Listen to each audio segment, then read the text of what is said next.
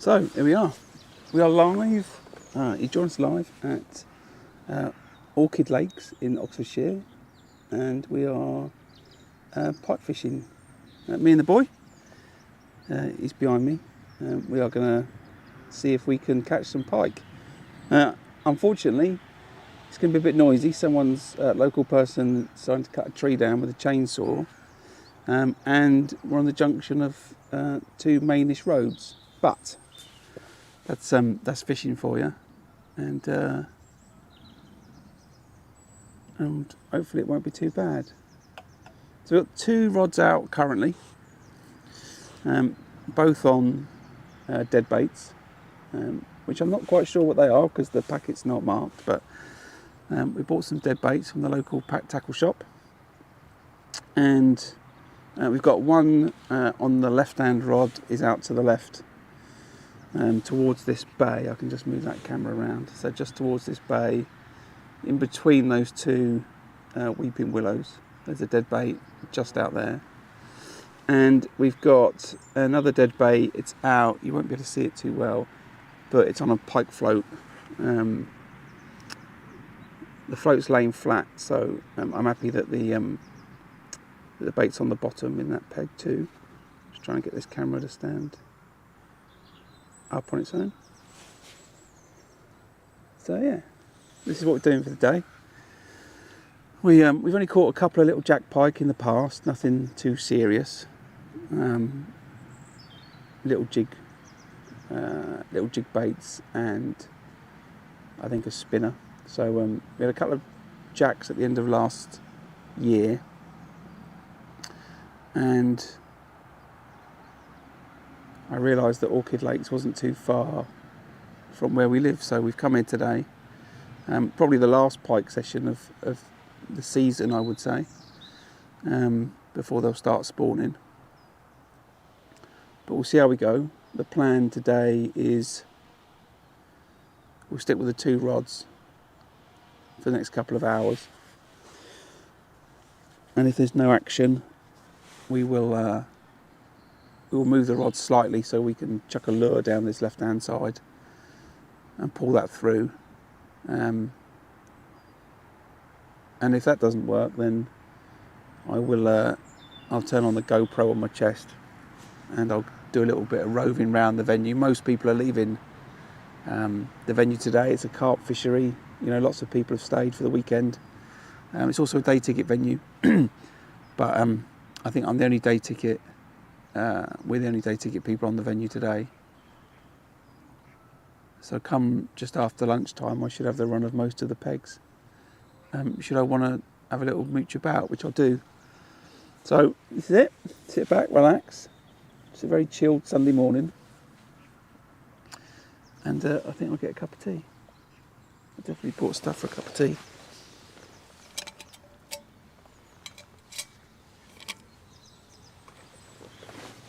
So I've never really done pike fishing before, like I said, but I do own a set of carp rods and a set of bait runners and appropriate sized equipment. So, and a big net and a big mat. So I've adapted that yesterday. Quick bit of tackle work, and then, like I said, went down the local tackle shop after giving them a call. Got some dead baits. Watched one video for about 10 minutes on how to set up, and then watched a couple of videos about handling pike, fish care and that kind of stuff, to make sure I know what I'm doing for later on, because I'm very confident I'm going to catch pike, obviously. Couple of coots, spring is coming.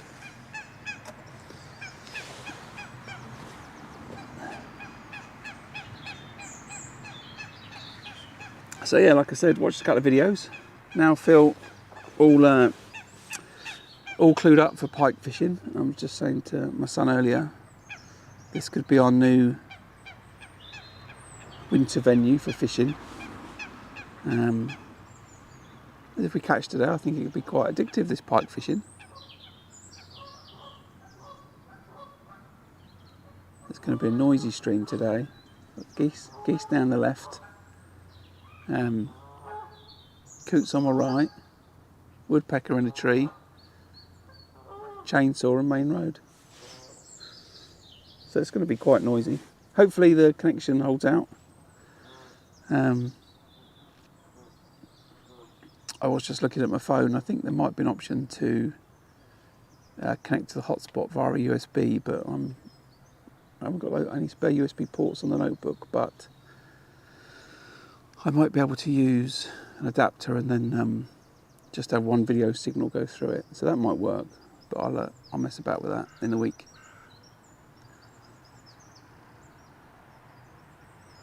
Just watching this float on the right hand side,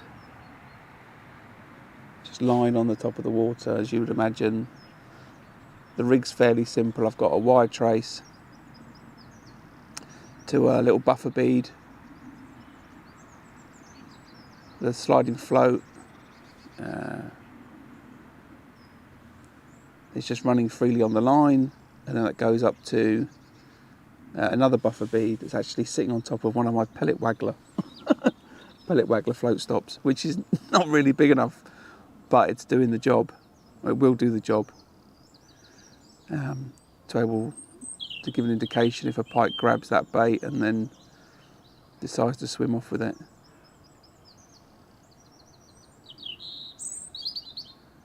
I think that will be the most exciting thing of the day, don't you think, Stan? If we see that float suddenly go across the top of the water and then sink under, knowing that there's a pike grabbed it. I was thinking when we move, if we do move the rods to create a third, maybe we cast this rod, this left-hand rod, towards that tree from the left-hand part of this peg, and then chuck the float out in front of us again, and then chuck the lure to the left. I think that might be an option. So yeah, this is the plan. Pike fishing for the day. Let's have a quick check the stream's all alright. I think it is.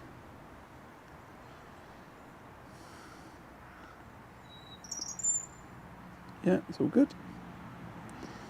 So yeah, pike fishing live.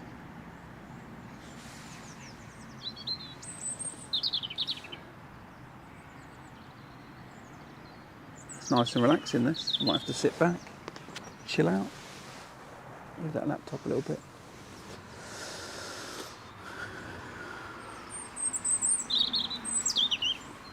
The anticipation of catching. Oh, I can just move that.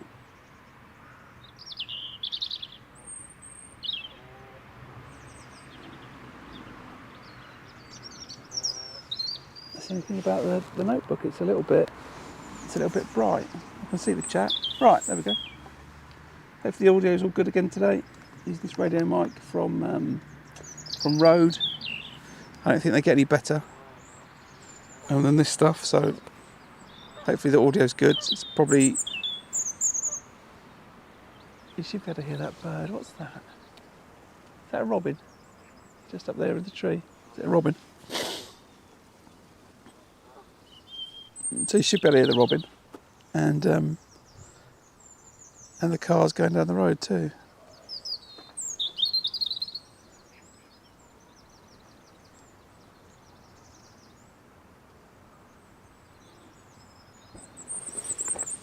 I could get into this type of fishing.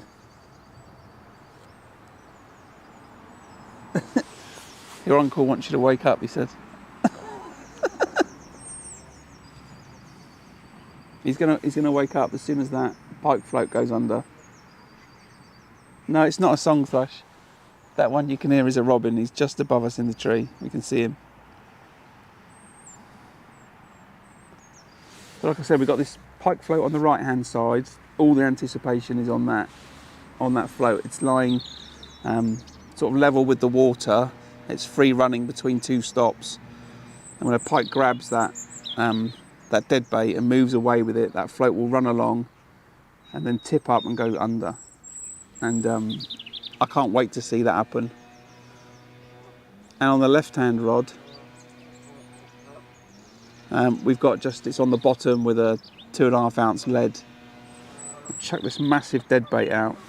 It's probably like an 8-ounce dead bait. I could hardly cast it with the rod. They're 1 3/4 pound Coram test curve rods. It's okay, but it's quite a lot of weight to cast. Reminds me of being back in Florida. But we're just hooking up big jacks and chucking them in and trying to catch grouper. But yeah, a bit of chainsaw work. That's what you need on a Sunday morning at 10 o'clock.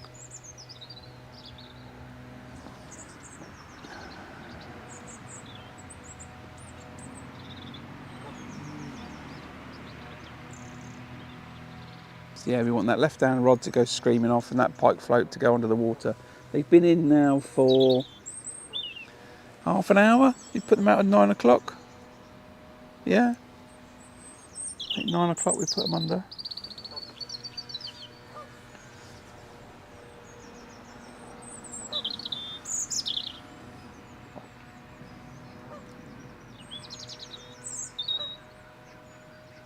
Just sit back and relax. Yeah, mate. Yeah, I brought a flask of tea. It's completely different to match fishing. This is. It's got a flask of tea, and I got a tea cake in a minute. And it's like camping. If we, I think what we might also do is just turn that power on for that notebook. What we might also do is, we're not far away. Well, we are completely set up to fish for carp, and this venue is famous for carp. If you were to Google or look on YouTube for Orchid Lakes in Dorchester, which is where we are, there's, I think, a number of fish over 40 pounds, and I think there's 30 fish over 30 pounds, which are huge fish. I haven't caught any coarse fish anywhere like that, fishing match venues. I think my best fish probably at Gold Valley is about 18 pounds from Gold Lake in a match. And I've never really fished for carp at a carp venue, which is what this is, predominantly. But yeah, lots of fish over 40 pound, lots of fish over 30 pound. I think in the carp world they call it the home of the 30s, and it's a destination for people to come to. Luckily for us, it's just round the corner from where we live. I came on Monday to have a little look at the venue for the first time, and had a wander around with one of the bailiffs. And a couple of fellas turned up. You know, they'd driven 3 hours to come and fish the venue.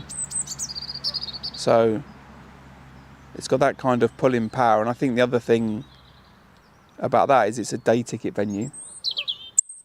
It's not a syndicate, so you can come and you can fish.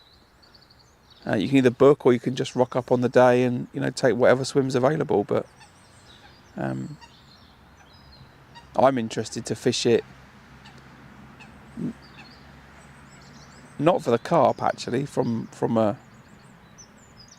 primary point of view.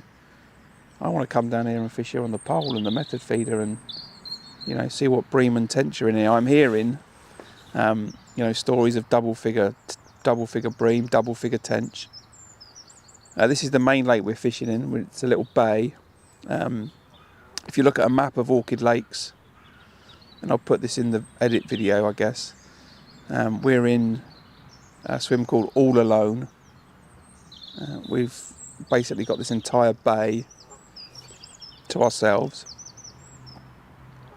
and my belief is that there'll be, you know, absolutely huge tench in here, crucian. It's probably some massive perch. We should have brought the drop shot rigs, actually. Some massive perch. You know, roach and rudd. I don't think they're fished for. But with the amount of bait that carp anglers put in, and I think that there's a feeding program. I'm not 100% sure, but I think that Chris, the fishery manager, talked about a feeding program on a video that I watched with him the other day on YouTube. So there'll be plenty of food going in here, and I think the silverfish fishing could be absolutely amazing.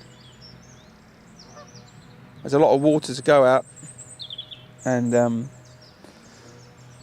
nobody, fishing this lake for anything else other than carp and pike. So we'll see. There's another smaller lake that they call the Club Lake, where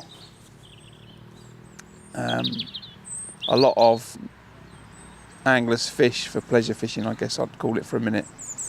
That's got loads of fish in. I hear it's got big catfish in it as well. So that could provide some good sport. We'll check that out too. So yeah, we'll just sit here, maybe give it another hour, and then recast the rods in slightly different position.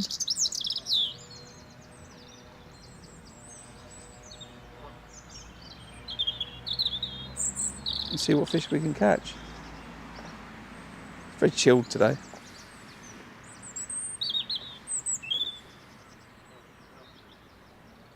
Right, it's time for a bun. Please excuse me, I've not had any breakfast.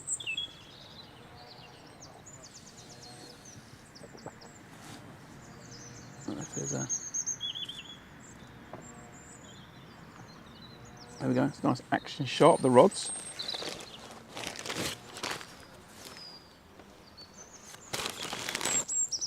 While I chow down on a tea cake.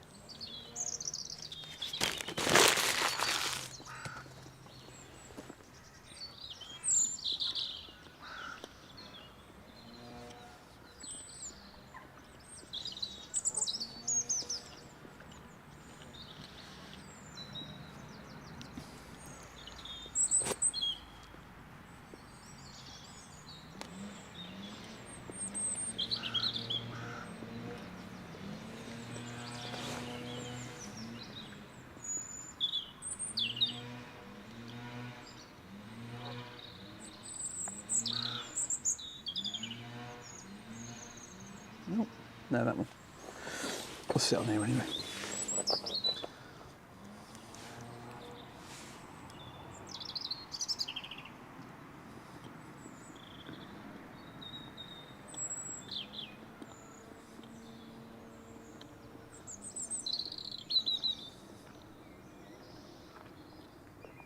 The thing we need to do today is remember to be calm when we think we've got to run from a pike and not strike too early.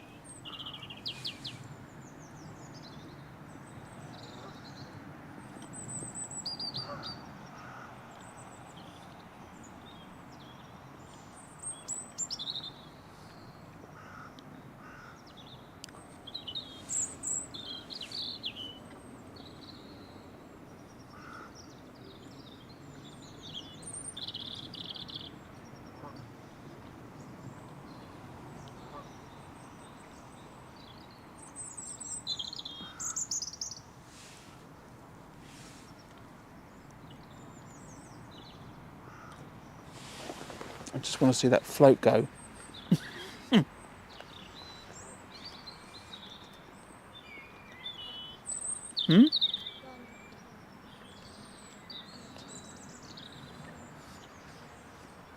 Excellent.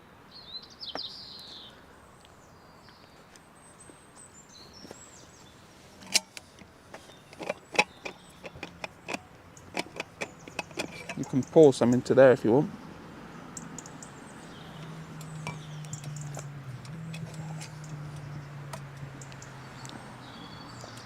I was just talking to my son earlier. This is very much, could easily turn into a camping session with a bivvy and a couple of bed chairs.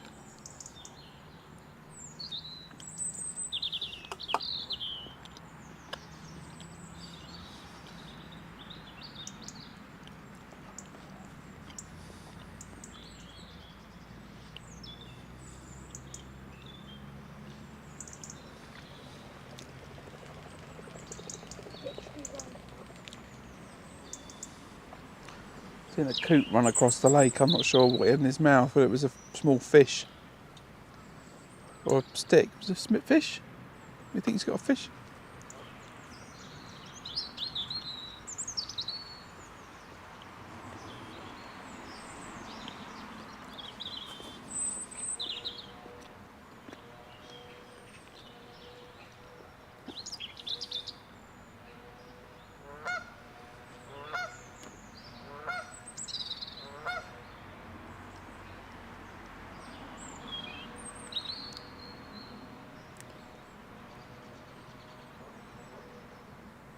It's very peaceful. This could turn into carp fishing live, couldn't it?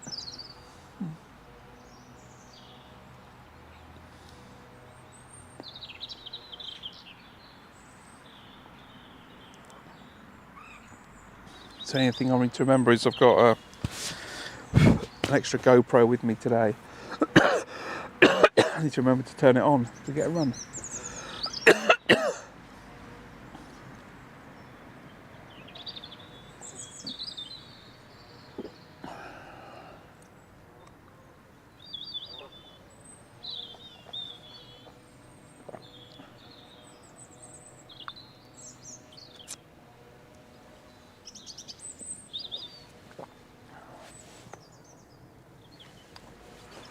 What's a duck?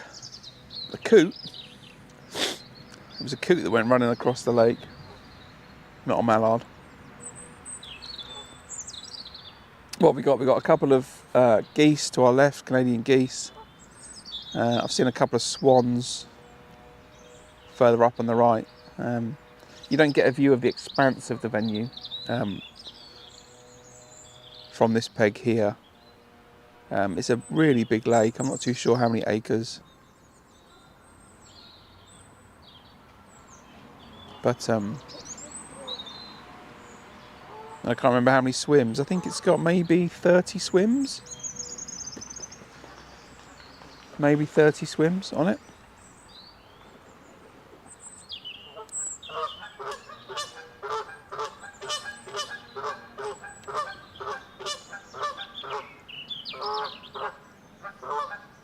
So I think we should recast the rods on the hour. Yeah. And then I'll cast in a slightly different spot each time. What, the geese? Make more noise than the chainsaw, yeah, they do. They do.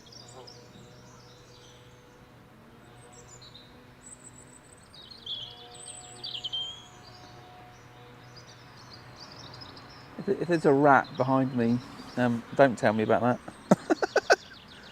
If there's a rat just sitting on the post, unless you're referring to the robin, I suspect you are.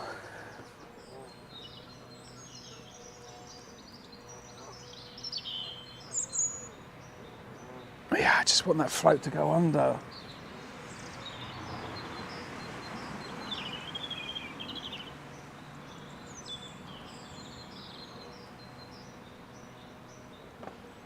That'd be great. I've not got the bobbin on the left-hand rods set. Just put that bag on that mat, Lewis. It's probably the right thing to do.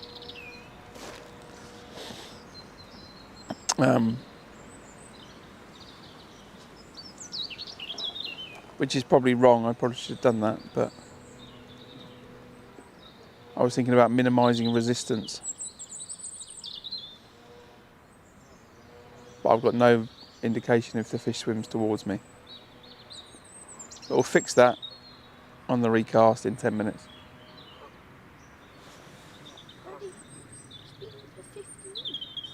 No, yeah, sorry, I didn't realise we were playing I Spy. Huh? It's already been 50 minutes? Yeah, it's coming up for 9:45.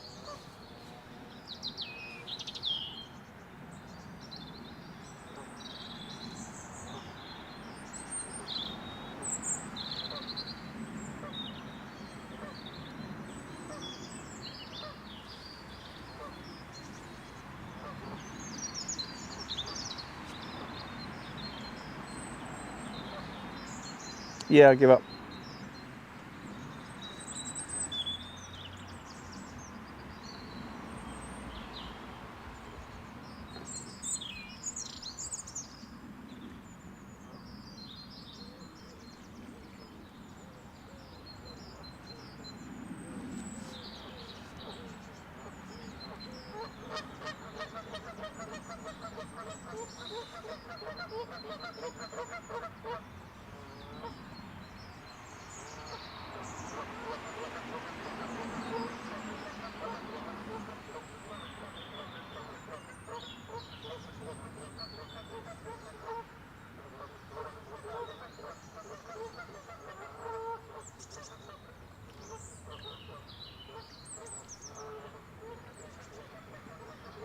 So next cast, should I try and cast that left-hand rod further towards that corner, and then I'll cast the float more out in front. I think maybe we do that. Yeah, well done.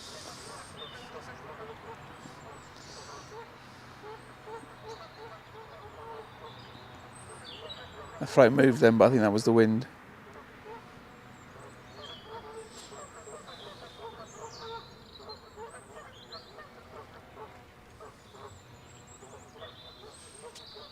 So we need to think about these position of these rods. Left-hand rod more to the corner, and then the left-hand rod is currently towards that weeping willow, just to the left of it, isn't it? So then we'll cast that float further out, just further out on the same, or do we push it more to the right?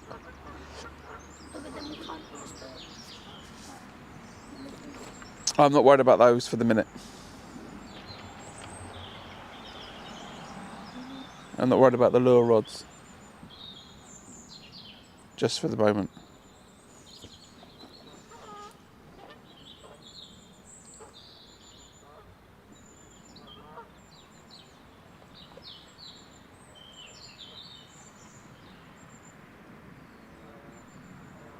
Ah. This is like wildlife watch.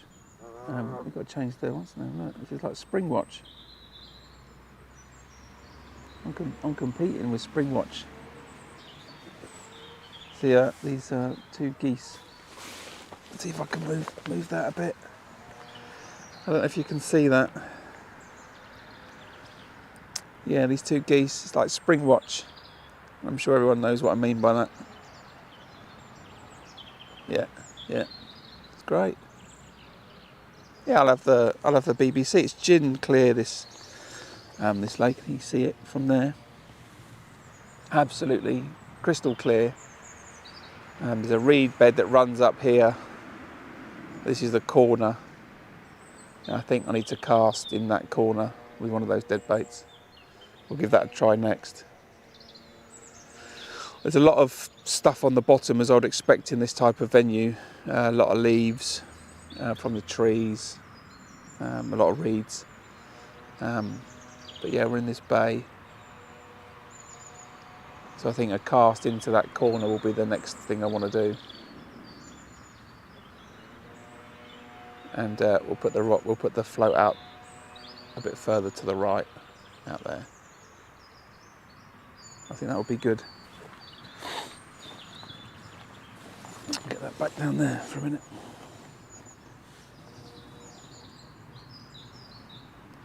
So I'll go through the rig and stuff shortly.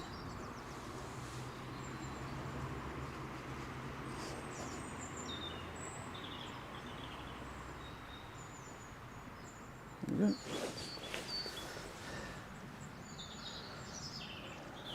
So time check, 10 more minutes, and then we'll bring those rods in for a recast. On our first, let's go and try and catch some pike session.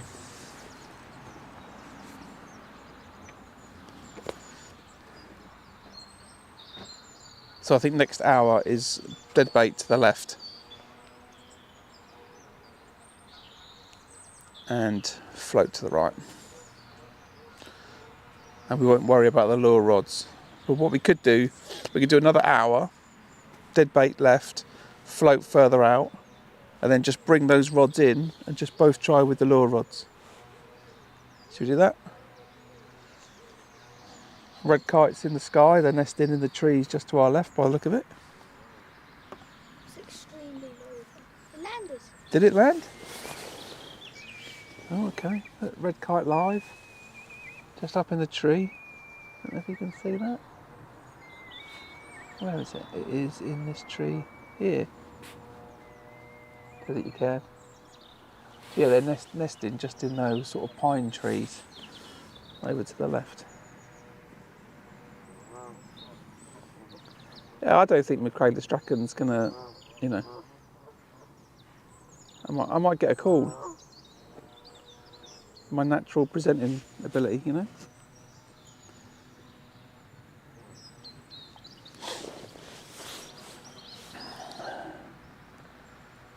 There's a woodpecker.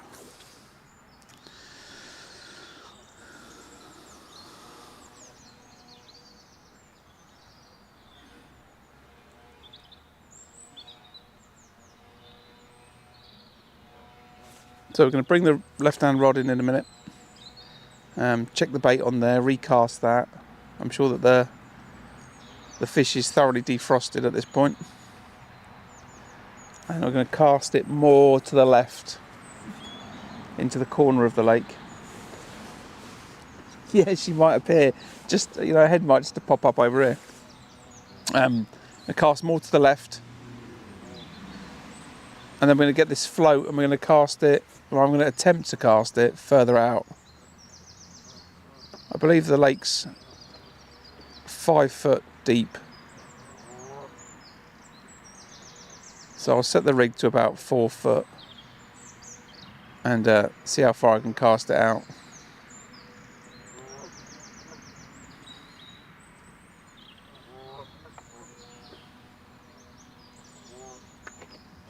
Let's see how we get on. If you just join in, welcome. This is we are out pike fishing for the day. We are at Orchid Lakes in Dorchester, which is predominantly a carp venue. But there's a big head of pike in here, up to just under 30 pounds, I understand. So we've never really gone pike fishing before. And we caught a few little jack pike down the River Thames at the back of last year. But it doesn't take a lot of effort to switch the carp gear that I've got into pike gear. So we're doing that today. The first and probably last serious pike outing until next season. Now the weather's about to warm up, the fish will spawn.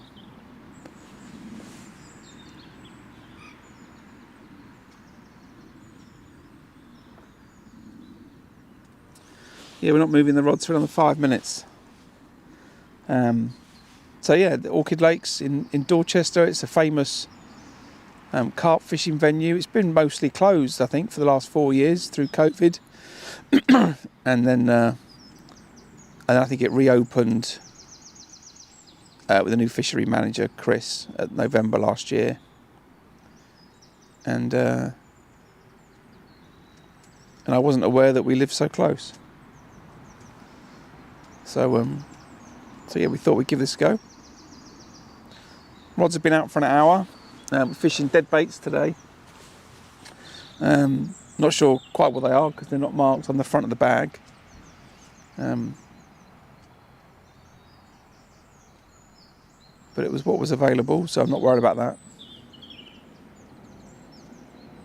So 5 more minutes, we'll recast the rods. We'll attempt to catch pike. That's the plan.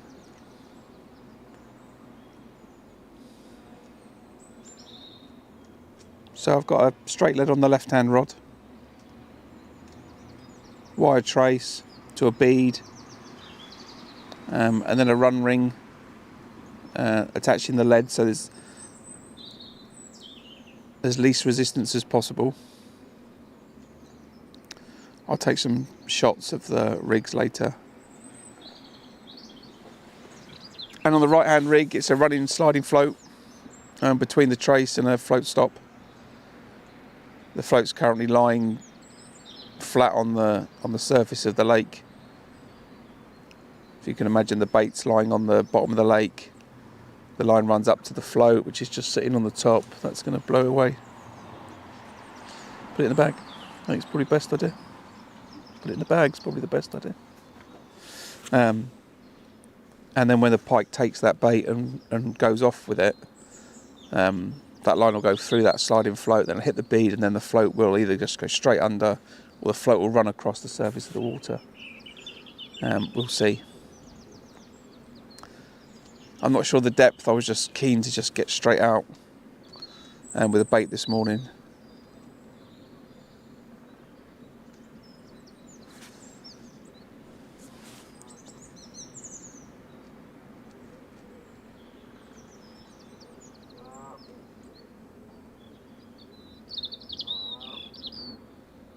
Just this nervous anticipation.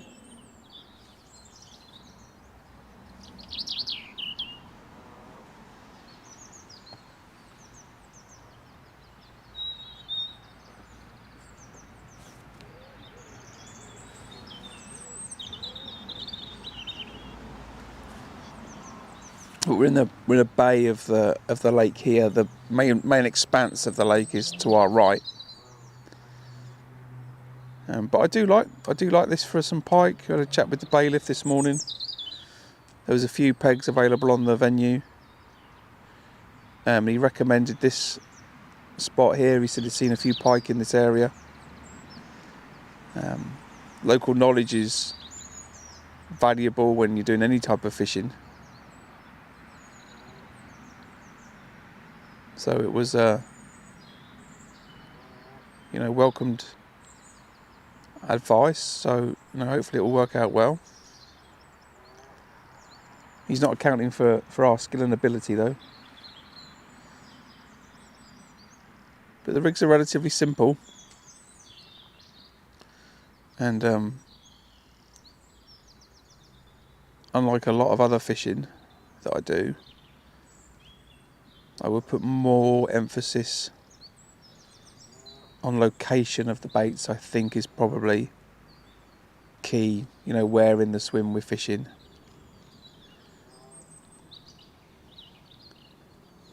The way that you can fish these floats is to suspend the dead bait in the water and then get, you can also get floats with vanes on so the wind moves them around a little bit.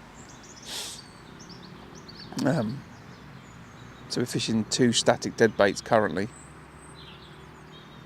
But yeah, we'll see. Hopefully the advice is good.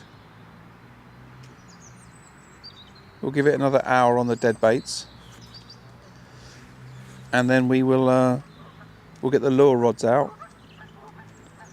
And we might go for a bit of a wander. Which I can't do with the camera setup that I've got currently. Oh, actually I can. That's not true. I could switch over to the GoPro on my chest and then just try and do it straight from the app. That may work. I've had some limited success with that before when we fished on the Thames. But yeah, I could stop the stream and restart it once we start roving around.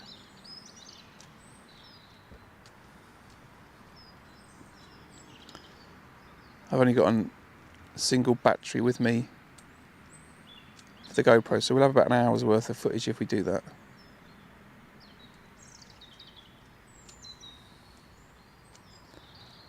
Right, time for a recast, I think.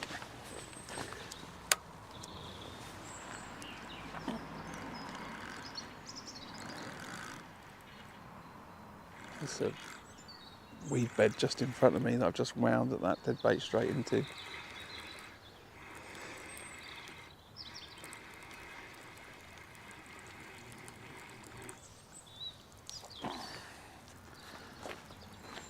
I don't know if you can see that well there. This is the setup for the day. our dead bait. A set of treble hooks.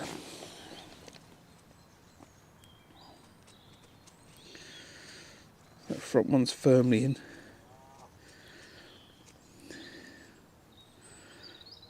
I'll just replace that secondary hook behind that dorsal fin in there. Happy with that setup. Clear that weed off so it runs nicely, and then cast this to the left.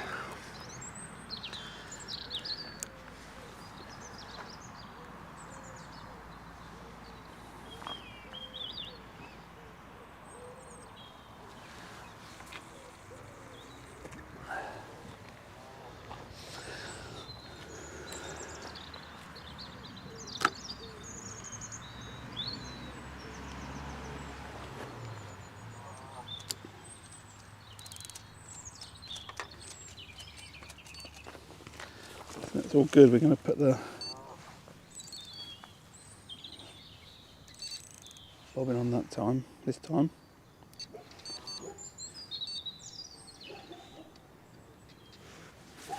So we'll see if we get drop back bite. I was just saying I should have brought a pair of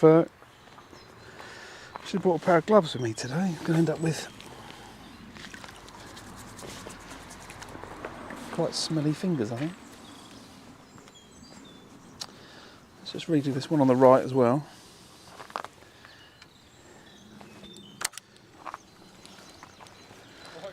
Yeah.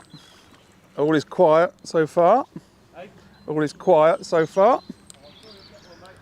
I'm sure we will.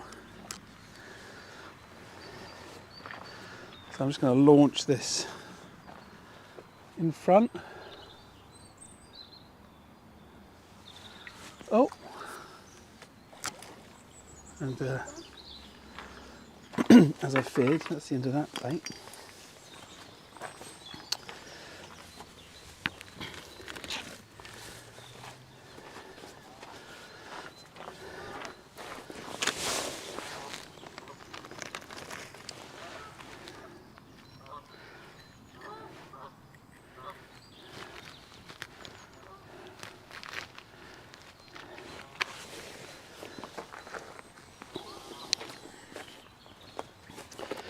There's some experience points there around checking that bait was still firmly hooked before I launched it.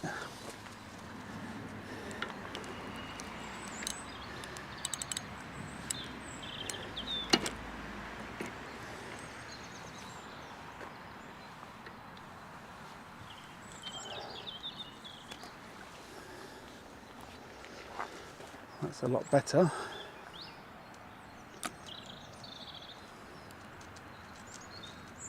Okay, so it's however deep it is, it's not as deep as that.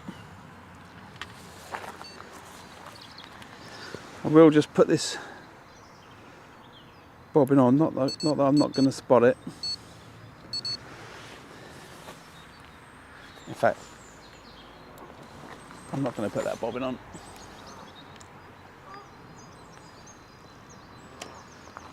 Absolutely going to spot that if it goes.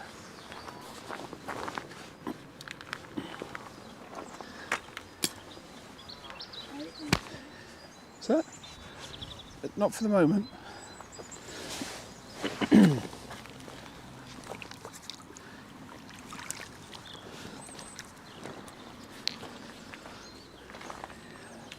We'll do another hour.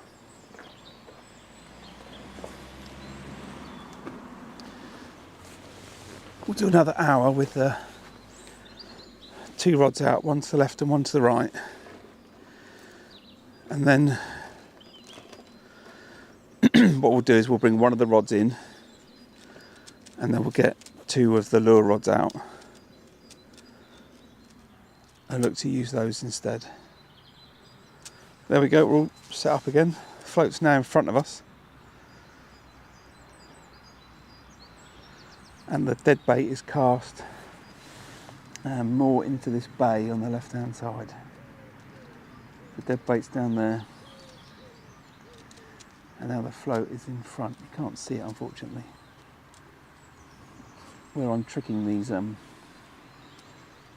GoPros into thinking that they're webcams, so I can have 2 cameras or 3 cameras set up.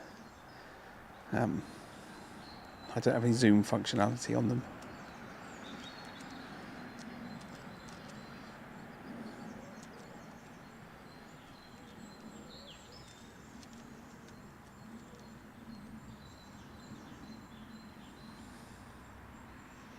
So now we sit and wait.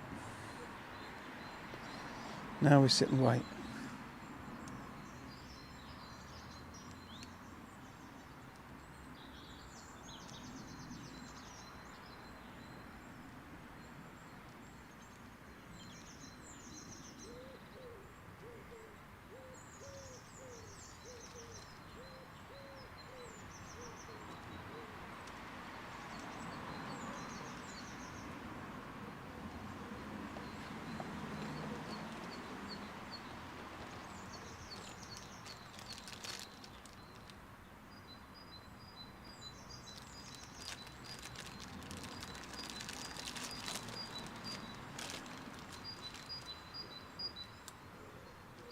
According to the forecast, it was going to be sunny today, or sun trying to break through the clouds. It looks at the moment there's more likely to be a chance of rain.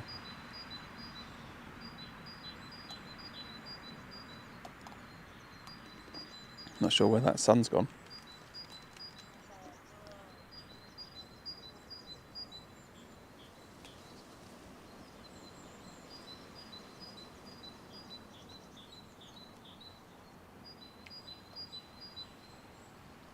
So is it my imagination, or is that float sitting more cocked up this time? It's not the same angle it was over to the right though, is it? You think? Okay.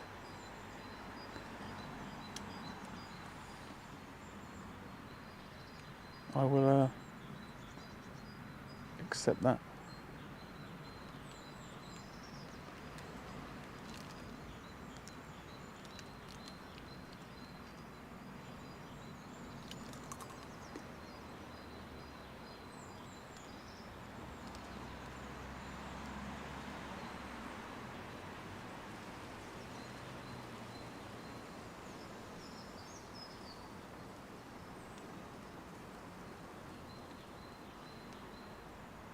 Yeah, I think that's the plan. We'll stay here for another hour with these 2 deadbait rods out, and then in hour 3 we will chuck the lures out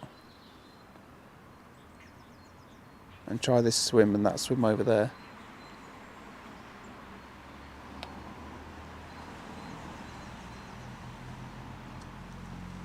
I think it's a good idea.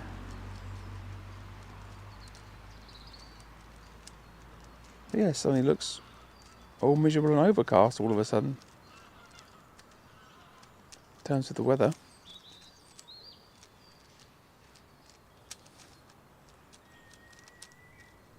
Oh, noise of a kite and a Rubik's Cube, if anyone's wondering.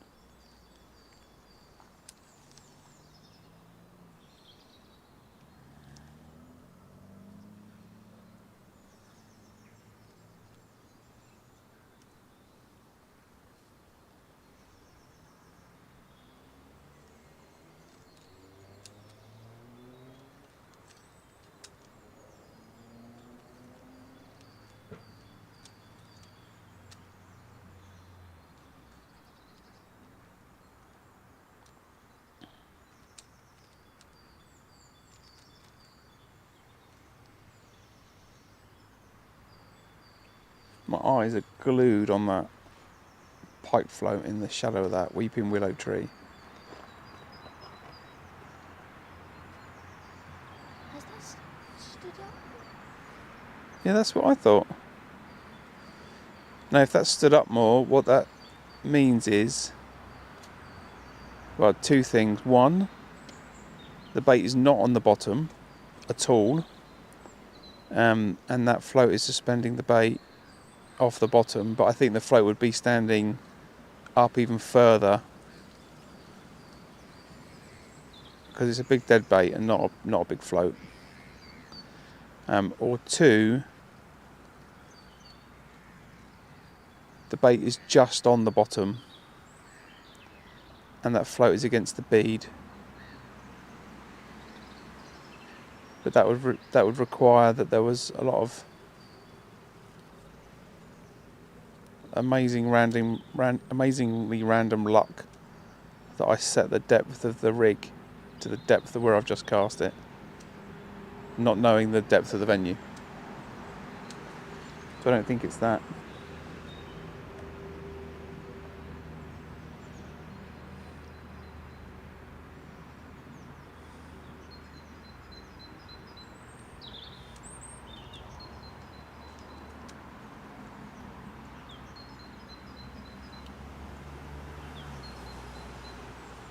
So while we're waiting for that, do you want to grab me one of those lure rods, and I'm going to switch one to something that looks a bit more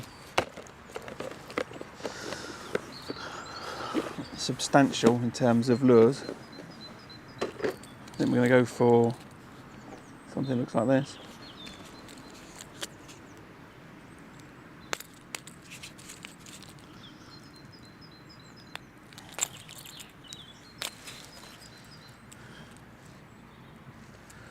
Which is a nice, lots of animation in this lure. Fingers crossed it will. I'll just change that.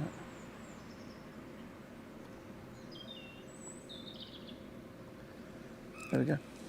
So I'm going to switch over to one of those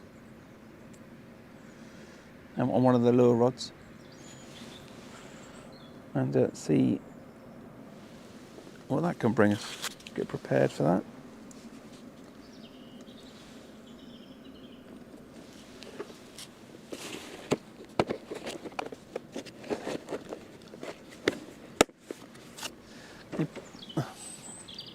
No, can you pass me the other one? I want to leave that lure on that rod. It's the duller one I want to take off. So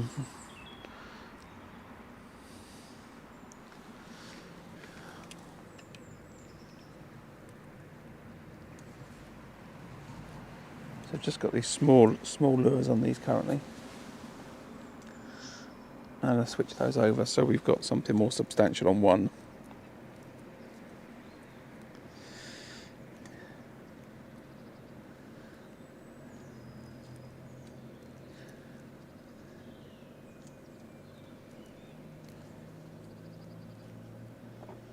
Take that off.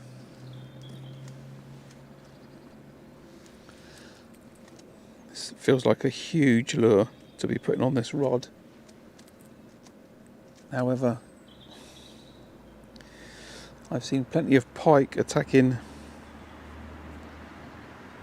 roach on the River Thames, and I know that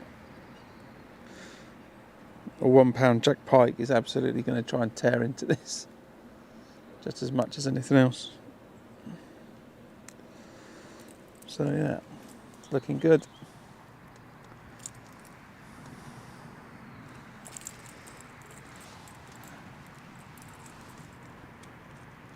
I think it's important to bring some options for the day in case these dead baits don't work. On one hand, I've got a lot of faith that they will. But on the other hand, you know, they haven't so far.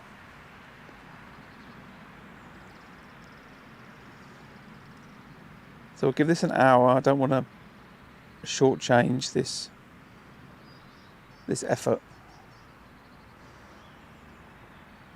unnecessarily or too early.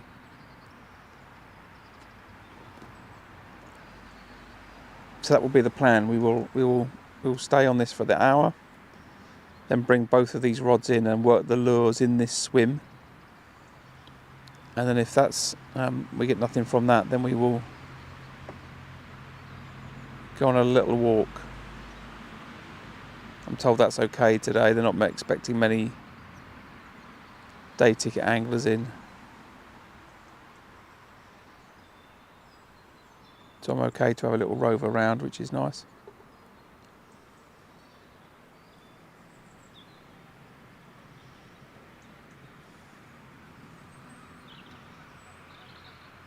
How's your tea working out?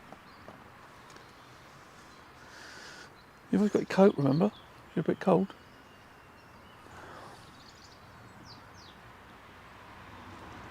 So I've got a grebe has come in the swim. It's diving for fish, which gives me positive thoughts about pike. You know, the grebe is diving for small fish, and you know exactly what the pike wants to be eating. So, well, some of these pike are very big, so you know they don't want small fish. But if the grebe's hunting in this area, then you know I've got every confidence that pike will be hunting in this area as well. And the grebe's more successful than we are. He's got a fish. He's right over the far bank, so the camera won't show it. But the grebe has just picked up a fish.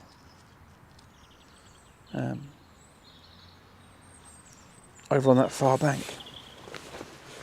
I'll just go through the tackle for the day. I've got a pair of Corum 1 3/4 pound test curve rods, and I've got some Shimano 6000D bait runners. I bought these in the US about 12 years ago when I was looking for something to imitate a carp setup for catching small shark, eels, redfish and catfish in Florida, where I lived for a couple of years. And I just couldn't, I can't think of the name of the Sports Authority was the name of the store in the US. And these gold edition bait runners, as you can see, just cried out to me that they needed to be purchased.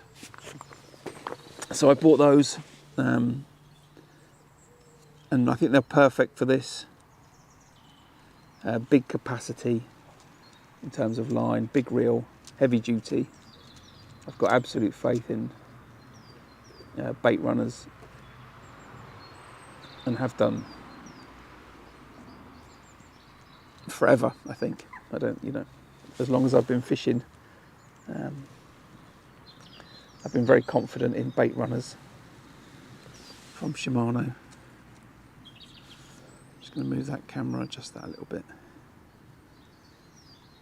Just change the angle. We can get a shot of the rods as well as the area there. I've got my everything sitting on my little Preston match trolley today. That's what we've used to cart the gear around. I guess that's one of the biggest differences from fishing a commercial pleasure fishing venue to here is, you know, driving the car all the way around to your peg, but there's something nice about lugging your gear to your peg. And despite the fact there's a main road behind me, you know, for the rest of the venue, there wouldn't be a road around. So I think that works out kind of well. Maybe that's a bit better in terms of camera setup.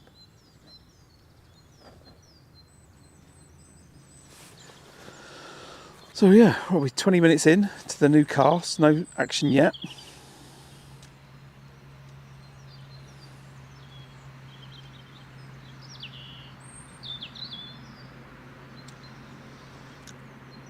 That float is definitely standing up though, son, compared to what it was.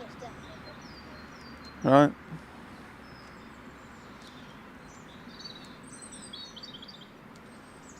Interesting, and watching that grebe, it's hunting under that weeping willow tree. You looking at that? Over in front, look from the float to then that weeping willow on the right. The grebe keeps diving in that area. See him?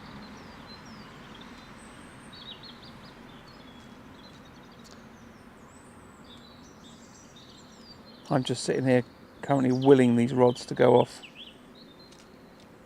As I said earlier, this is our first real serious pike fishing trip.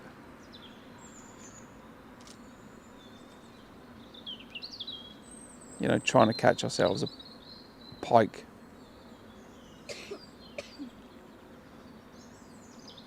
Instead of going down the Thames and chucking some jig rigs and just pulling it in to see if anything grabs it. This feels like a more serious outing today.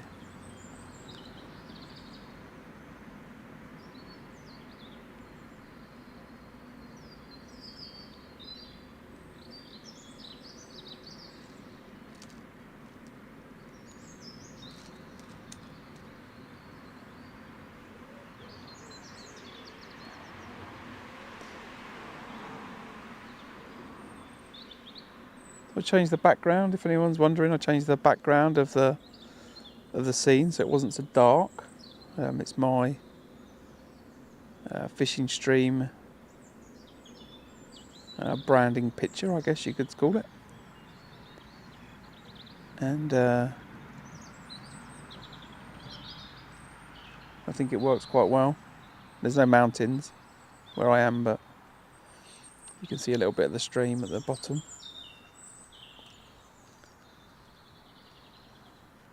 A couple of mallards just working their way along the far bank, and that grebe continues to hunt in that area along those reeds and under that willow. He's making multiple dives in the same spot.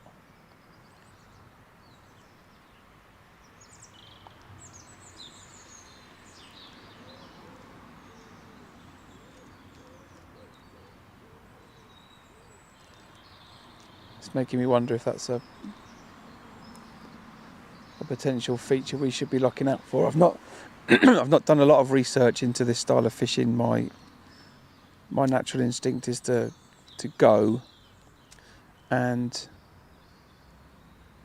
see how I get on, and then refer to videos and stuff.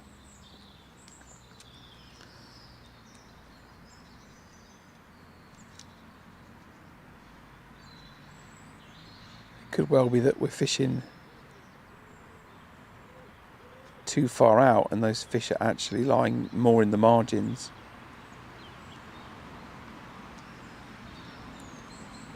So we'll bear that in mind when and if we get the lure rods out and need to use those, about working the margins. I was just slightly cautious of the amount of stuff there is in the margins on the bottom, but we can work it a lot better with the lure than I can with a dead bait.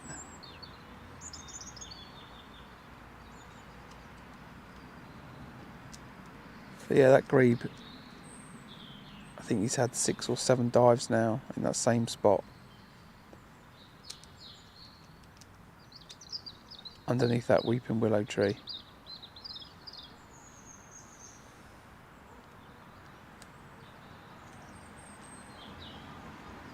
It's making me think any casts that I make again on that dead bait rod, I might try casting towards that willow. The only thing I've got with that is casting out a 2.5 ounce lead plus an 8 ounce fish on the end of it. I don't really have the pinpoint accuracy as I do with a 24 gram method feeder or a 20 gram maggot feeder.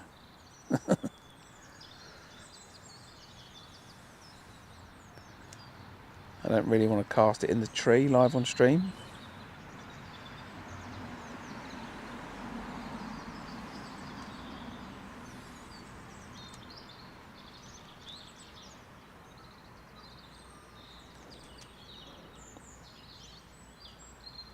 Absolutely willing that float to go under currently. It's out in front of me.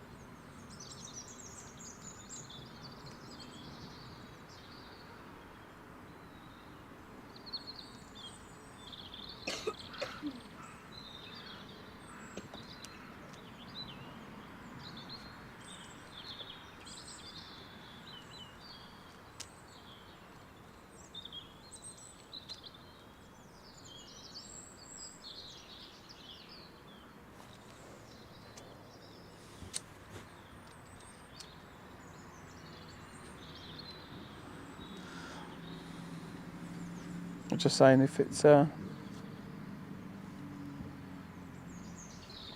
quite like the idea of fishing this venue quite a lot in the winter for pike. Being so local, I think that'd be a great idea.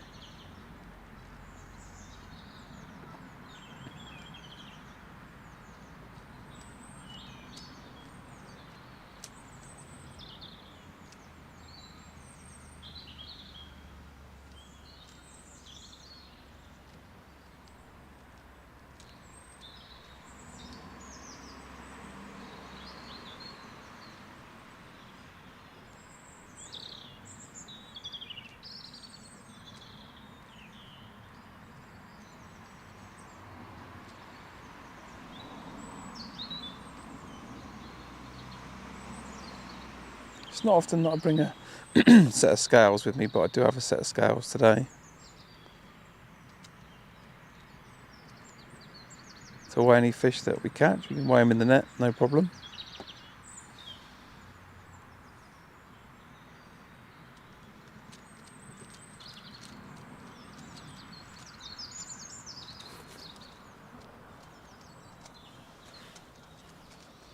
But yeah, the desire to see that float tear across that lake is certainly growing in me.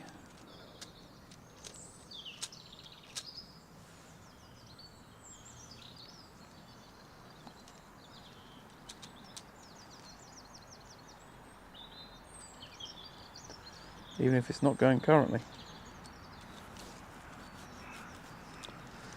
So reaching the half hour mark.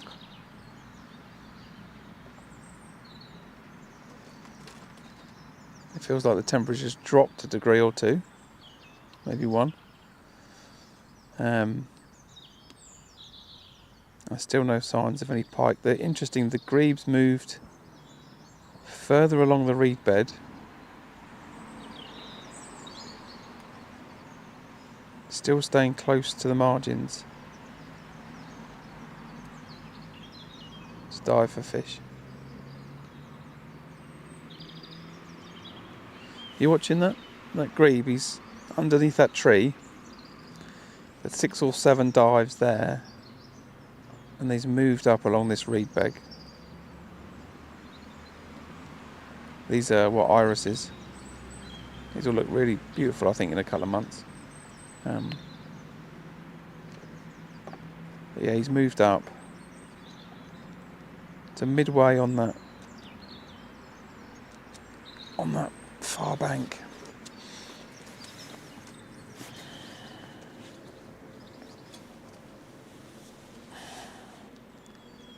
But he's certainly working the margins, not out in the middle.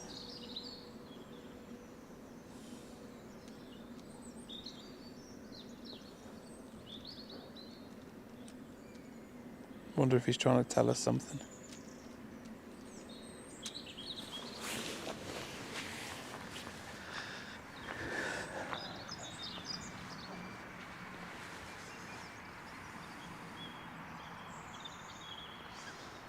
As I look in the,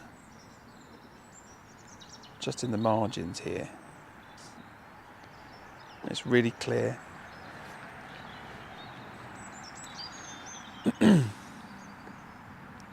It's covered in leaves. You see our bed? Yeah, and the water is, yeah. Interesting, the water is so clear, you can see where I cast and lost that, We could try and hook it then. no, lost that dead bait. You just see it lying. Well, now we can see if. So it's only, how deep's that? I don't know how deep that is, son. Who knows? Right, I'm just going to go and leave myself with this microphone for a minute, and I'll be back in a second.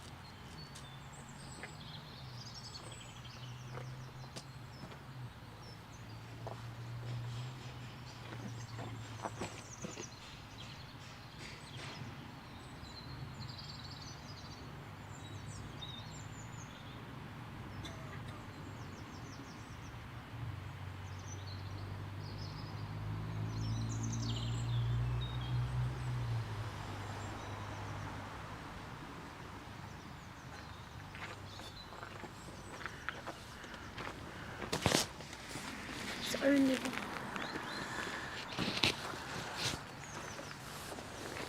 Right, time for another cup of tea.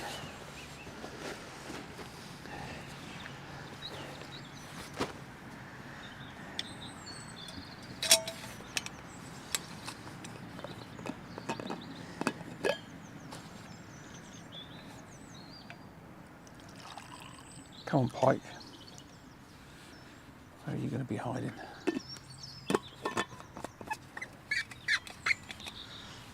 These tasty dead baits.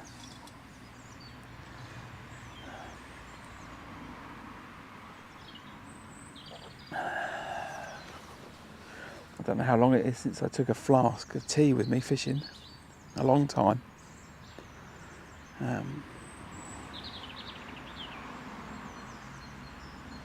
think you've probably got to go back to when I was 20. I did a little bit of carp fishing.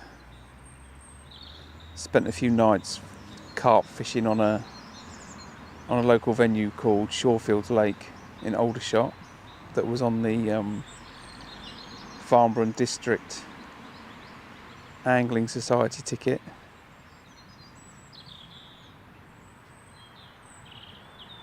I did okay. It was quite a good community actually back in those days. Nice group of anglers fishing the venue, and I used to spend quite a lot of time fishing in the same pegs as the carp anglers actually. The carp anglers would be there with their rods and their bivvies, just like this. They'd be fishing out into the lake, and I would rock up and put my box in the corner and, you know, fish to a bush. And sometimes I'd catch more carp. Fishing a very watered down mix, I would say, of hemp and caster. So mostly hemp and a few casters. It was a very cost effective loose feed. Used to catch loads of carp on hemp and casters with a worm on the hook.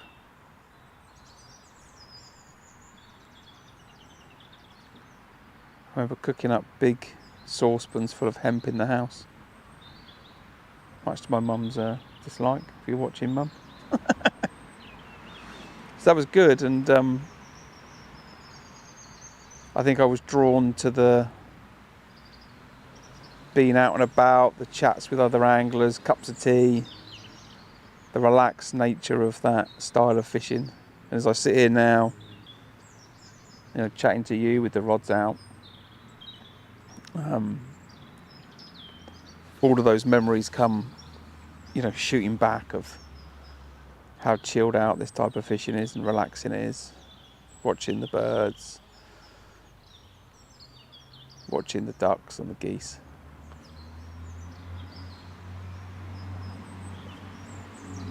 Being out in the fresh air, it's quite nice. There's a post over there. Is there what over there? A post in the water. A post from an old platform, you think? Yeah, it could well be that the water level of the lake has changed over the years and has risen. And what used to mark out the old peg, you know, is now underwater, and that's what that probably is.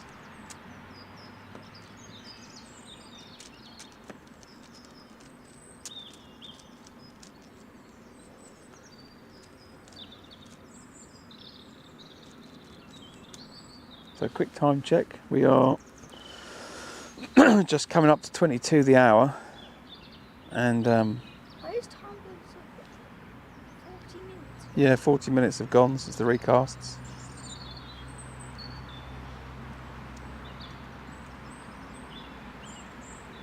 Still no action on either rod.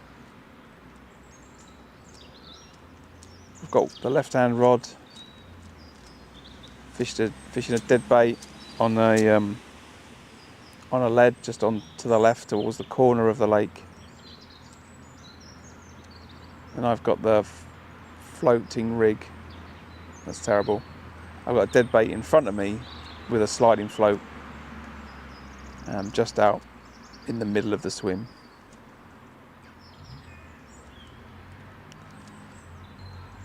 I think we're going to work some lures in the swim in about 20 minutes. We've got a couple of different types of lures to try.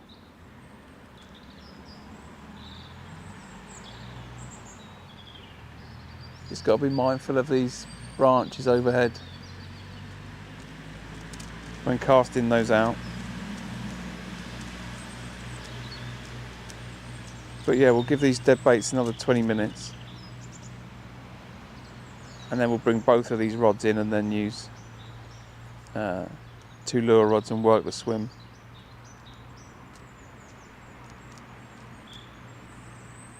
See what we can achieve. Has it stopped over there? What's that? Where's it powered? Let's go home.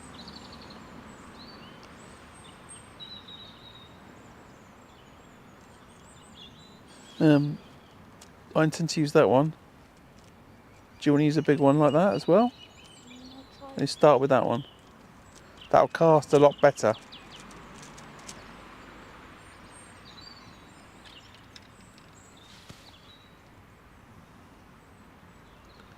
Okay, I'll start on the bigger lure then, and you start on that smaller one. Like I said, we just got to be mindful of these trees. Okay? But let's not call off the hope yet for these dead baits.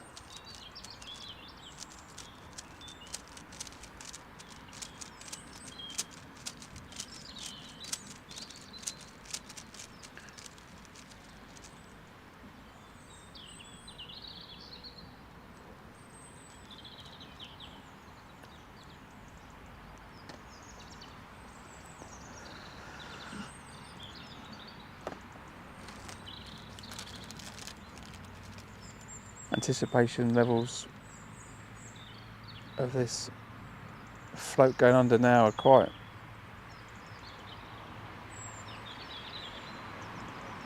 high. I'm not sure there's any reason for me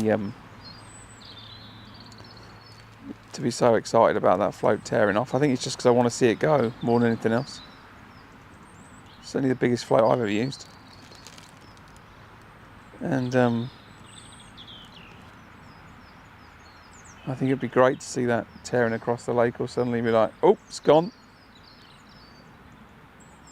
Count to, I'm not sure, we've got to work this out. If the pike grabs it, let's say a pike grabs it, we're going to be counting how much? 1, 2, 3, 4, 5.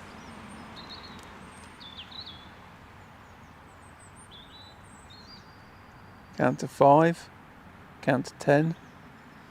That pike's got to grab that dead bait, move away, possibly adjust it,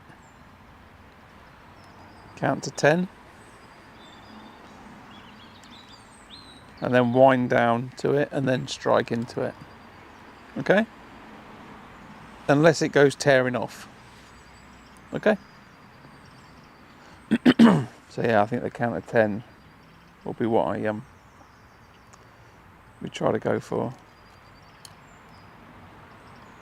But I think that's going to be unsustainable, a count of 10.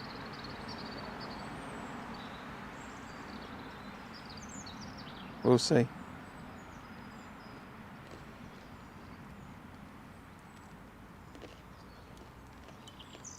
I think it all depends on the nature of the bite. If we're watching that float just going across the top of the water, I think it will be easier for us to wait than if that left-hand rod just screams off. You know, if that left-hand rod screams off, we're not going to wait. If that bobbin goes beep, beep, beep, beep, beep, beep, beep, and then the bait runner slowly turns backwards, then I think we can hold it off. So I think it's very dependent on the nature of the bite that we get. How much I can contain the enthusiasm to strike.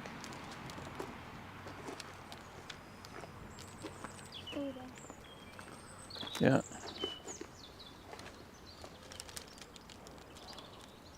Maybe they're fishing into it and it was just too cold and then they let go again. What's that? Maybe it was too cold for their teeth. For their mouth. What was? Fish. When? Maybe it's too... Cold. Oh no. It will defrost relatively quickly in the lake.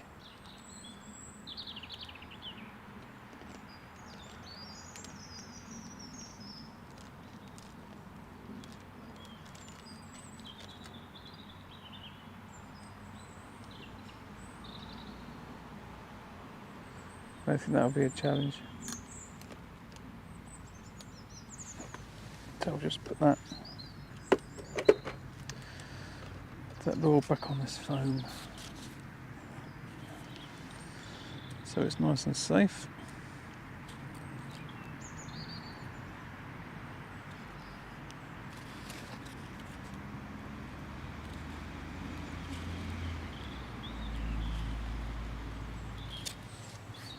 So we've got a selection of lures to try. I've got a couple of spinners. We can try those as well. But we'll stick with the dead baits for the moment. Another quarter of an hour actually.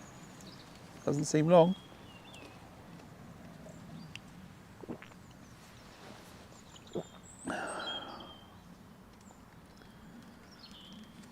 Shall we bring these rods back in? Try something different.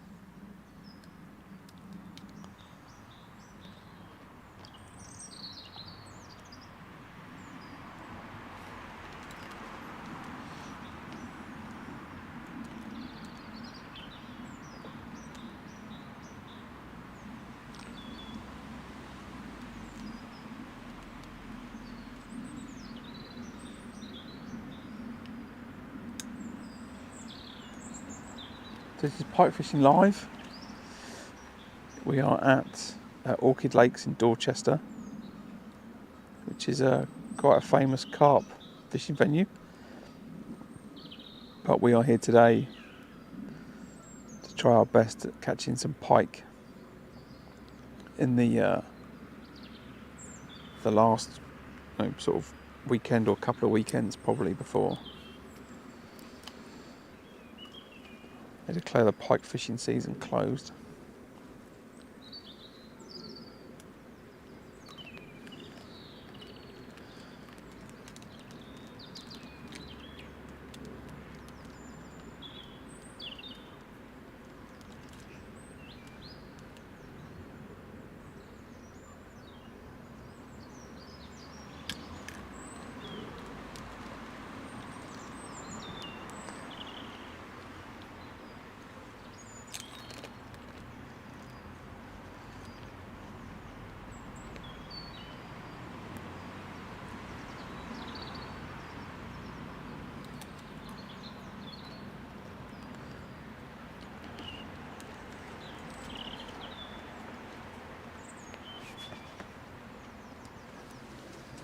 Check the time, 10:48.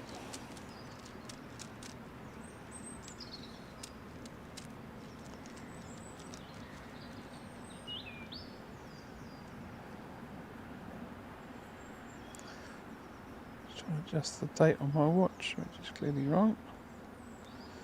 It's the 12th.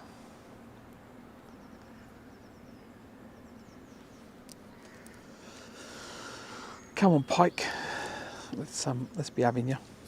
It's a tasty dead bait out there. You got to do not a lot. Swim up to it, grab it. That's all we're looking for.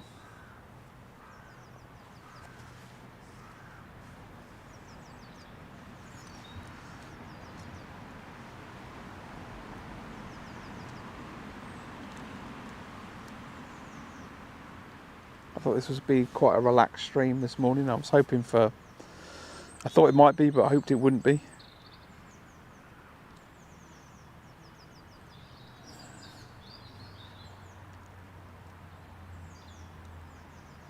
I think it's the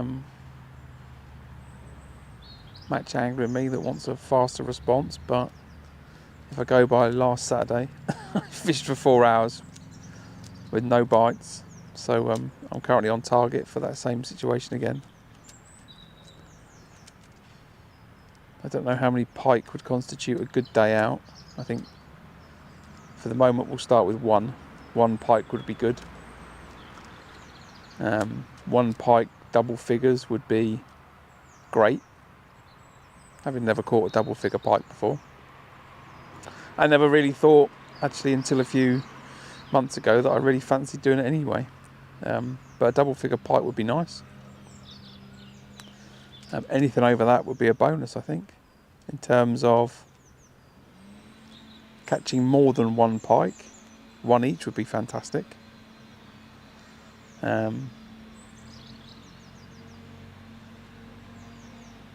So yeah, let's see what the day's going to bring.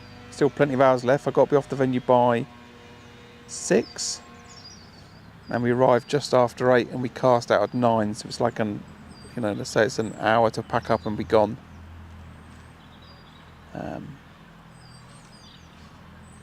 So there's still plenty of hours of the day. We're going to give these dead baits another 10 minutes. 10 minutes, and then we're going to work this swim with some lures. See if we can catch anything. I've got the lures to a trace and then 18-pound braid it is. So we'll work the lures in the swim, and if nothing then comes of that, I will end the stream there, and I think we'll go for a quick wander. I've got a GoPro on my chest so I can capture any footage, and I'll make an edit of that. Edit of that later. So if we hook into anything, I'll get this camera on and we won't miss any of the action.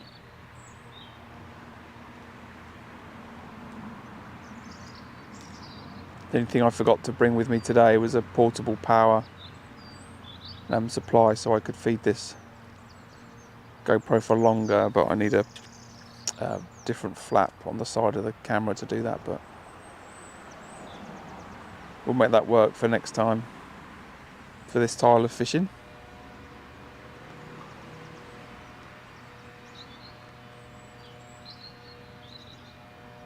So yeah, today a bit of pike fishing. I think we'll be back fishing a match or pleasure fishing next couple of weeks, not too sure. There is I think they call it the Club Lake here at Orchid Lakes. There's another lake that's currently closed. It's closed because they want to do some maintenance around the lake before they open it. But I don't know. So I don't know how long that's going to stay shut for.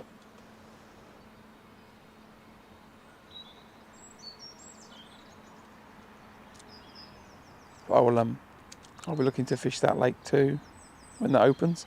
And I think we've got a few places to go. I've got potentially going to try and join.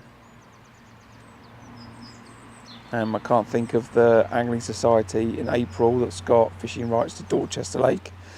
I need to get back out, excuse me, on the Thames, but I don't want to do that while it's in flood. When it's really tearing through. I don't fancy that, to be honest.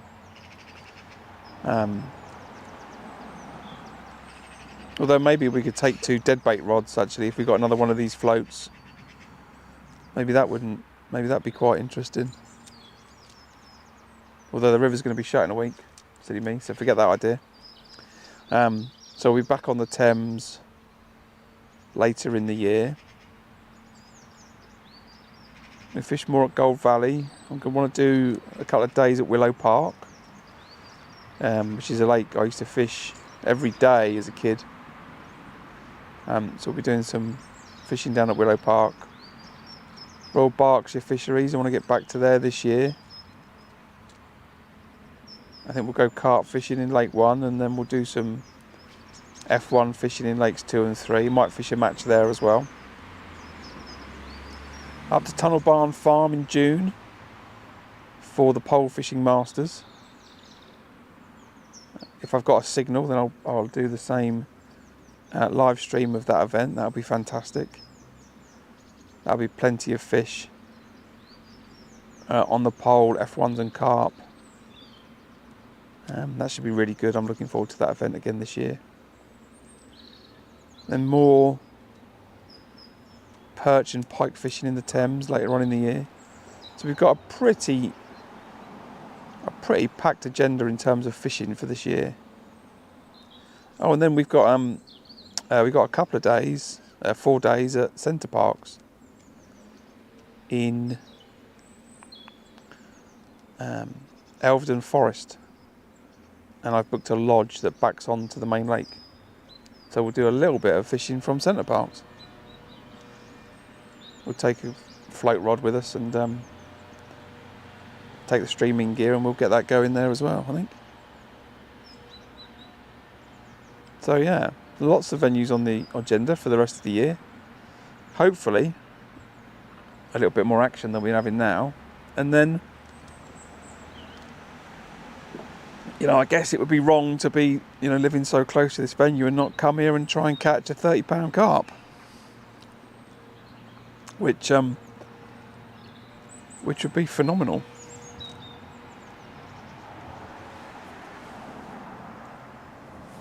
So we'll try and get all that done.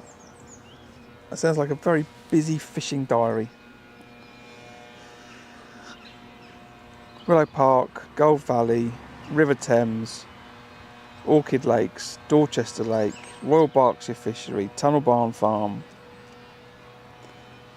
and probably an hour or so in the River Blackwater.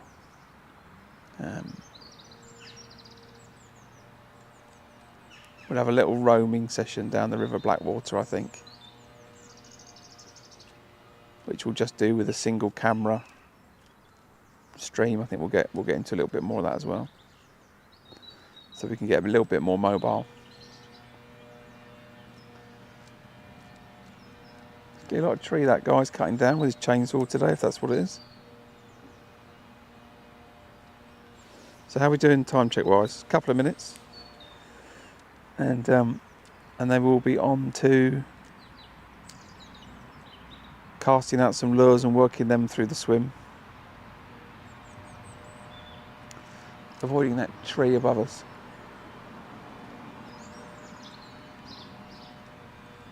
And seeing if we can get a different response.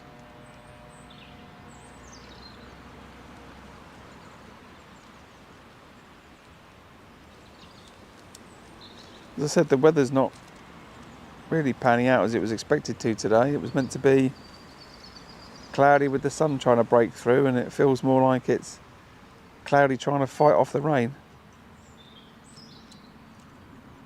The wind got up, well, I'm going to say the wind got up enough to move the bob in there to give me a single bleep on the rod. But let's be ultra positive and say that's a pike picking it up. Having a quick look.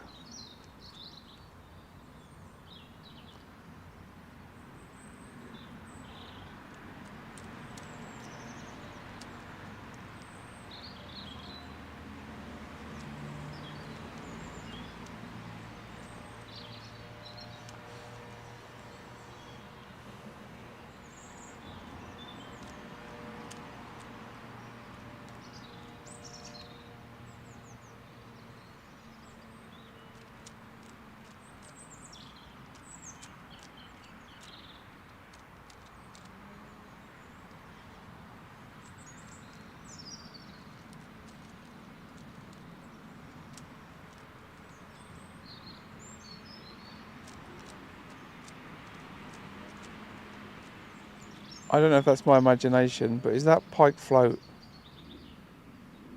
Did that pike float slightly move then?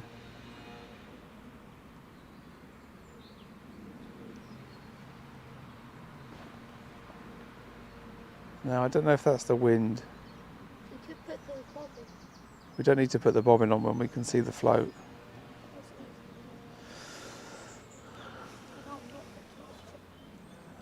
Right, well I'm looking at the float currently and I'm wondering if that float just moved down a little bit. So can we have eyes on the float? No.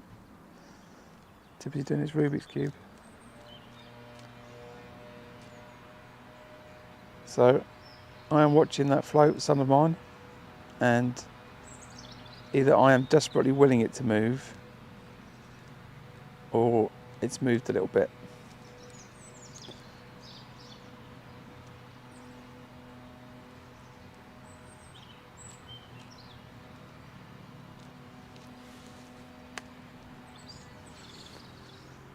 Absolutely absorbed in doing his Rubik's Cube.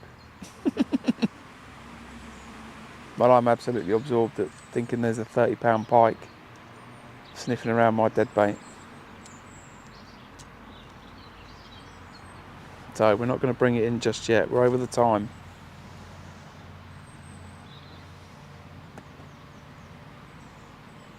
But I am prepared to leave that for a little bit longer.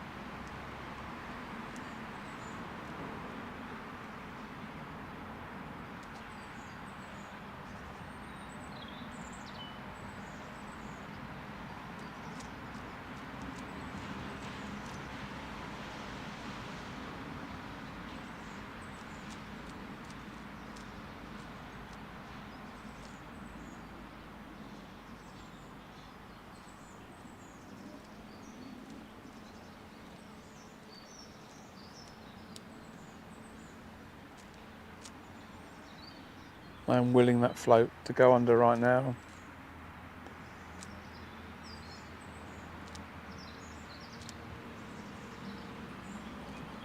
Before making the decision to bring it in and put the lure rods out.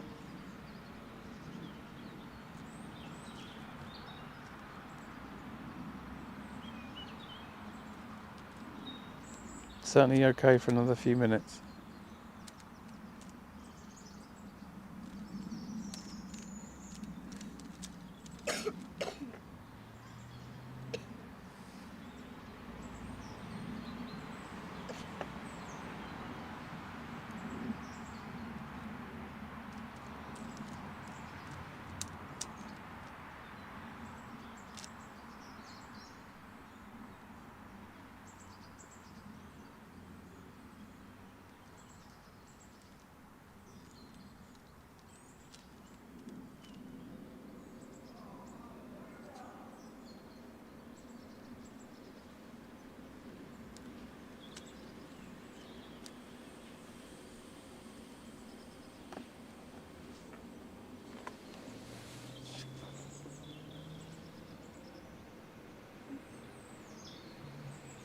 Is that a noise? That's a rod. Huh? It has a rod.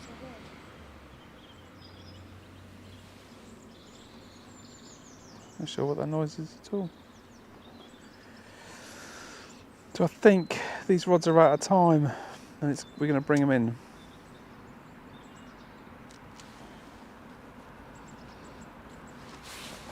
I think we're going to bring them in.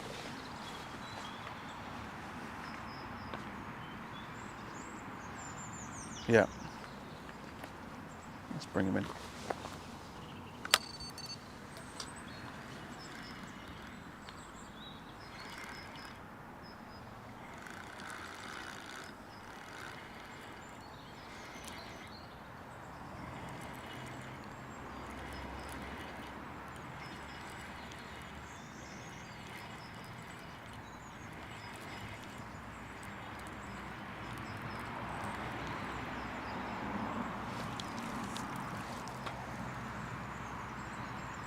A little bit of weed in this corner.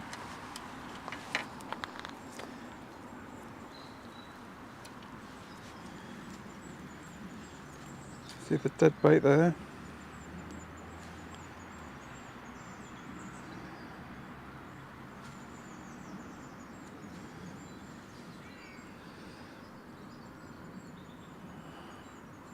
Looks like a tasty lunch to me, but not according to the pike currently.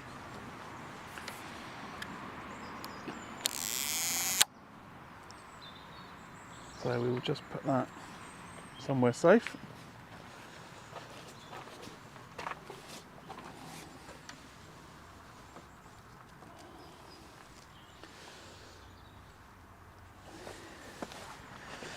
And we'll bring the other one in on the float, and then we'll get the lure rods out.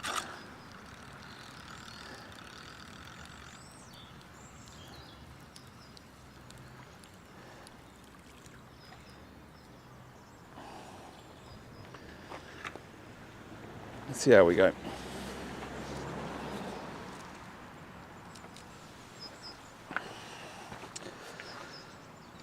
So I'll start with a quite a big lure, I think, for the size of rod. There we go. That's what we're going to do. Cast this around. See if I can. So this is a floating lure, son. Okay. All right. Yeah.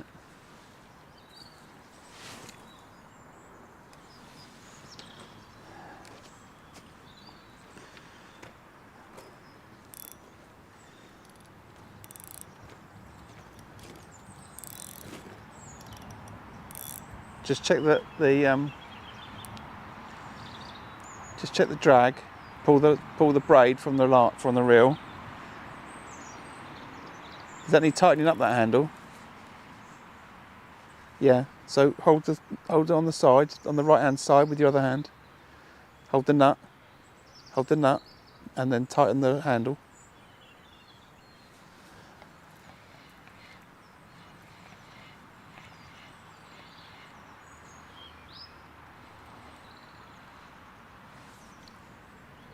Got it? So you hold the nut and you wire the handle round till it goes tighter. Nice tight. And you check that will come out. Always tighten that up. Just put it in the water and see how it moves.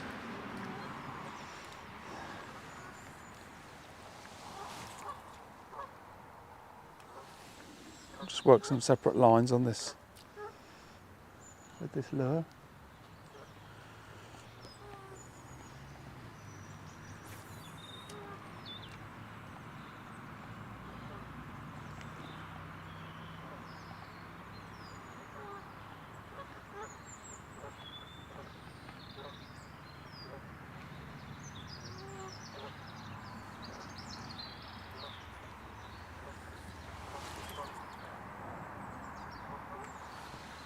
Try and work my way sort of around the peg.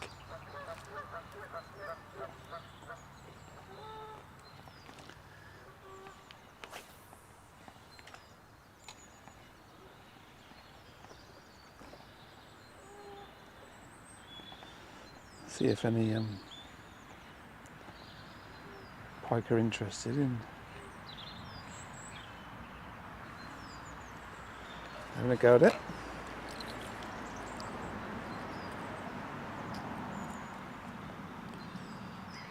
Clean it off, a little bit of weed. Let's try cast up this margin.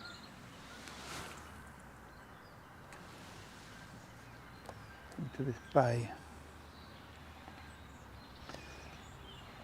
The lure is stuck. Is it okay, or is it tangled on that trace?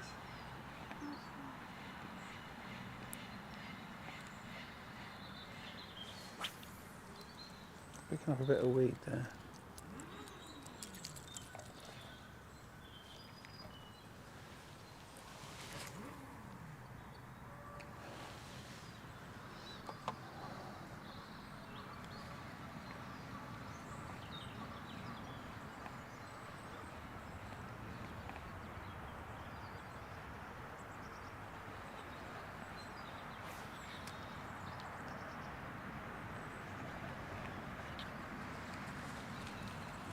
Caught on the treble hooks.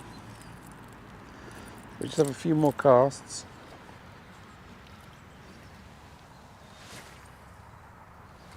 I think. Oops.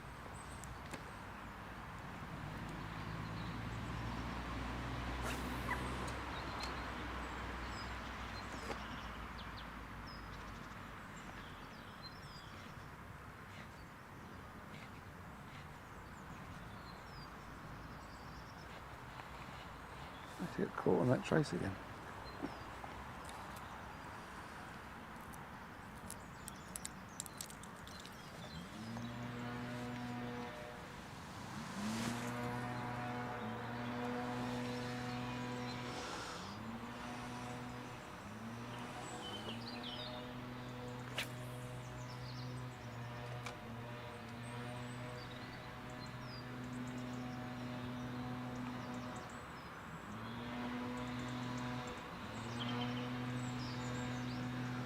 Okay, so doesn't look like there's too much action on the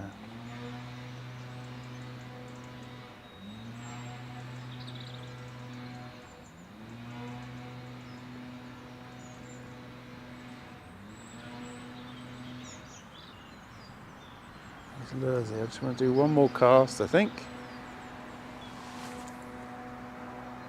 A little bit nearer this margin. Slow the retrieve down.